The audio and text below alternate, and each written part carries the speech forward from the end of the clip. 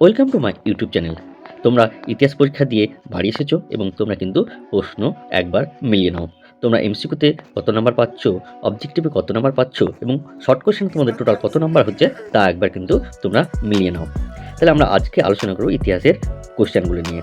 তাহলে প্রথম যে কোয়েশ্চেন, সেই প্রথম কোয়েশ্চেনের যে অ্যান্সার, সেই অ্যান্সারটা কী হবে একবার আমরা দেখে নিই।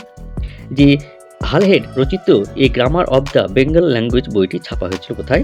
এই হুগলিতে। অর্থাৎ এই তোমার দ্বিতীয় নম্বর যে অপশানটা, সেটা কিন্তু আমরা এখান থেকে দেখতে পেলাম যে এইখানে তোমার যে অপশানটা, সেই অপশানটা কোনটা হলো? সেটা হলো কিন্তু এই হুগলি। তারপর দেখো দ্বিতীয় নম্বর যে কোয়েশ্চেন, মাসিক সন্দেশ পত্রিকা প্রকাশিত হয় কত সালে? 1913 সালে। তারপর দেখো একের 3 নম্বর যে কোয়েশ্চেন, সে একের 3 নম্বর কোয়েশ্চেন কি বলছে? যে কৃষক প্রজা পার্টি গঠন করেছিল কে? এই ফজলুল হক। তারপর দেখো একের 4, স্বামী বিদ্যানন্দ বিহারে কৃষক আন্দোলন নেতৃত্ব দিয়েছিল কে? অসহযোগ আন্দোলন। দেখো তোমরা এই 4টে কোয়েশ্চেন কিন্তু আশা করি তোমাদের ঠিক আছে। তারপর দেখো তারপর দেখো তারপর দেখো একের 5 নম্বর যে কোয়েশ্চেন, সেটা কি বলছে? বাংলার শ্রমিক আন্দোলনের সঙ্গে যুক্ত ছিল কে? এখানে আমরা অ্যান্সারটা নেব কি? লালা লাজপত রায়। তারপর দেখো কোল বিদ্রোহ দমনে কোম্পানির সেনাবাহিনীর নেতৃত্ব দেন কে? Captain Wilkinson. তারপর দেখো 1.7, বাংলার নানা সাহেব নামে পরিচিত কে? রামরতন মল্লিক। তারপর দেখো 1.8 ঔপনিবেশিক ভারতের প্রথম রাজ প্রতিনিধি ছিলেন লর্ড ক্যানিং।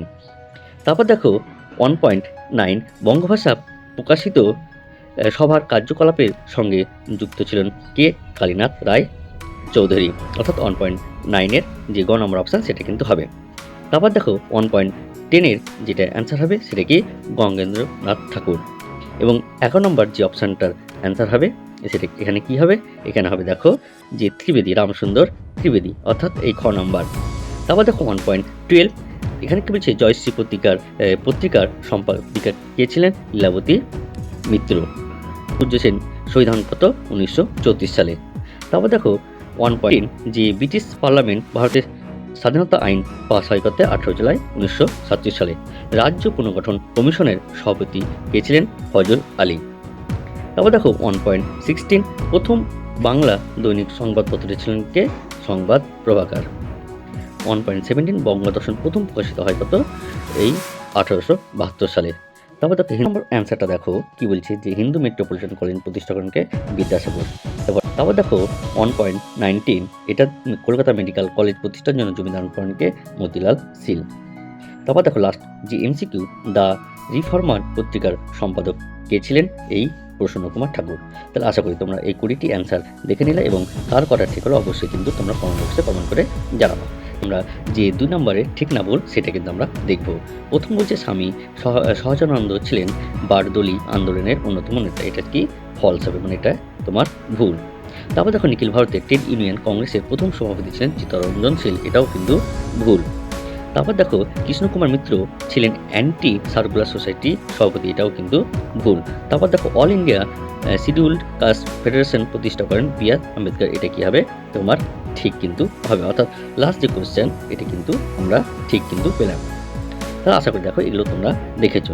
এবার দেখো আমরা যে উপবিভাগ 2.2, অর্থাৎ প্রথম যে অবজেক্টিভ, সেটা কি বলছে? একটি স্থানীয় ইতিহাস গ্রন্থের নাম লিখো। এখানে কি হবে? বাংলার ইতিহাস বা নদিয়ার কাহিনীও কিন্তু হবে। এবার দেখো কোন বছর ভারতের প্রথম রেল যোগাযোগ ব্যবস্থা শুরু হয়? এটা তোমরা জানো কত? 1853 সালে। কোন বছর কলকাতা বিজ্ঞান কলেজ প্রতিষ্ঠিত হয়? এটা কত? 1914 সালে। কোন বিদ্রোহে সই মুন্ডা নেতৃত্ব দেন? এটা কি? কোল বিদ্রোহ কিন্তু হবে। তাহলে এবার দেখো যে স্তম্ভগুলো, সেই স্তম্ভগুলো আমরা একটু দেখে নিব যে কোনটার সঙ্গে কোনটা। দেখো কৃষ্ণমোহন যে বন্দ্যোপাধ্যায়, এটা কি হবে? ভারত সভা কিন্তু হবে। এবার দেখো দ্বিতীয় নম্বর যেটা বলছে যে বিদ্যাসাগর, এই বিদ্যাসাগর কি হবে? এই নারী শিক্ষা। মিনু মাসানি, এটা যেটা হবে সেটা কি হবে? এই কংগ্রেস সমাজতন্ত্রীর দল। আর তারপর দেখো কল্পনা দত্ত হবে, এই যে 3 নম্বর আছে এইটা। তাহলে দেখো আশা করি তুমি এটাও কিন্তু পেরেছো। এবার দেখো তোমাদের যেগুলো শুরু হচ্ছে সেই উপবিভাগ, অর্থাৎ ম্যাপ আছে, তারপর দৃষ্টিহীন পরীক্ষা। তাহলে এই হলো তোমাদের মোটামুটি অবজেক্টিভ প্রশ্ন। তাহলে কার কত অবজেক্টিভে কত নাম্বার এলো অবশ্যই কিন্তু তা তুমি কমেন্ট বক্সে কমেন্ট করে জানাবো। আর এই পর্যন্ত এরপরে ভিডিওতে আবার তোমার সাথে দেখা হবে। ধন্যবাদ।